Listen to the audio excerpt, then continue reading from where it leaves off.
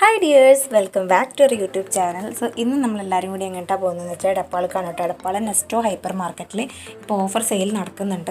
അപ്പോൾ നമ്മൾ കുറച്ച് ഐറ്റംസ് വാങ്ങിക്കാൻ വേണ്ടിയിട്ട് പർച്ചേസ് ചെയ്യാൻ വേണ്ടിയിട്ട് നമ്മൾ പോയതാണ്. നല്ല ഓഫേഴ്സ് നടക്കുന്നുണ്ട്. അത് ഓഫർ ചാർട്ടാണ്. ഇത് പ്രകാരമാണ് നമ്മൾ സാധനങ്ങളൊക്കെ എടുത്തിട്ടുണ്ടായിരുന്നത്.